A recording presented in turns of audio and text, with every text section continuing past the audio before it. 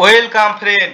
Supreme কোর্টের ওয়েবসাইটে 2016 SSC নিয়োগ মামলার শুনানির দিন হঠাৎ করে এগিয়ে এলো।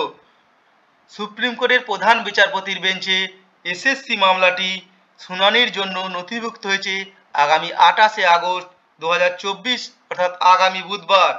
কিছুদিন আগে এই এসএসসি মামলাগুলির লিস্টিং ডেট দেখাচ্ছিল 18ই অক্টোবর 2024। যে সকল মামলাগুলি লিস্টিং ডেট 18ই অক্টোবর ছিল, আজ হঠাৎ করে আগস্ট মাসে চলে এসছে। এখন সুপ্রিম কোর্টের ওয়েবসাইটে থেকে সরাসরি দেখে নেব যে এসএসসি মামলাগুলোর ডেট কত দেখাচ্ছে, অর্থাৎ কবে এই মামলাগুলোর লিস্ট দেখাচ্ছে।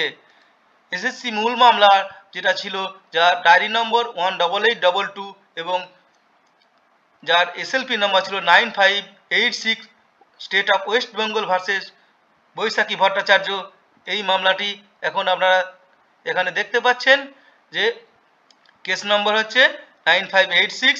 প্রধান বিচারপতি অনারেবল চিফ জাস্টিস এবং অনারেবল জাস্টিস জে.বি. পারদিওয়ালা এবং অনারেবল জাস্টিস মনোজ মিশ্রা।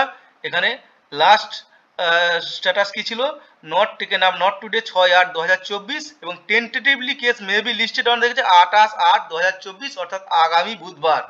এখন তাহলে আমাদের প্রশ্ন হলো 28শে আগস্ট 2024 আগামী বুধবার এই মামলার শুনানি কি হবে? সুপ্রিম কোর্টের পক্ষ থেকে 28শে আগস্টের যে অ্যাডভান্স কজ লিস্ট প্রকাশিত হয়েছে, সেখানে এসএসসি মামলাগুলো নথিভুক্ত হয়নি।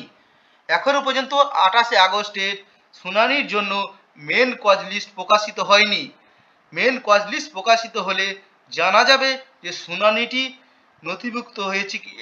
এই এসএসসি মামলাটি অর্থাৎ এসএসসি মামলাগুলো মূল মামলা যেটা ছিল 9586 এসএলপি নম্বর, এটি লিস্টিং হয়েছে কি। যখনই কজ লিস্ট প্রকাশিত হবে তখন জানা যাবে, তার আগে সঠিকভাবে জানা যাবে না, এবং লিস্টিং হওয়ার পরে কত নম্বরে সিরিয়ালে নথিভুক্ত হয়েছে সেটিও জানা যাবে। পরবর্তীতে যখন এই মামলার কজ লিস্ট প্রকাশিত হবে আপনাদের জানিয়ে দেওয়া হবে। পরবর্তীতে এই মামলার আপডেট পাওয়ার জন্য আমার ইউটিউব চ্যানেলটি যদি এখনও পর্যন্ত সাবস্ক্রাইব না করে থাকেন, এখনই সাবস্ক্রাইব করে নোটিফিকেশন অন করে রাখুন এবং ভিডিওটি শেয়ার করে সকলকে এই বিষয়ে জানিয়ে দিন। ভিডিও ভালো লাগলে লাইক করবেন এবং অবশ্যই সকলকে শেয়ার করে এই বিষয়ে জানিয়ে দেবেন। ধন্যবাদ।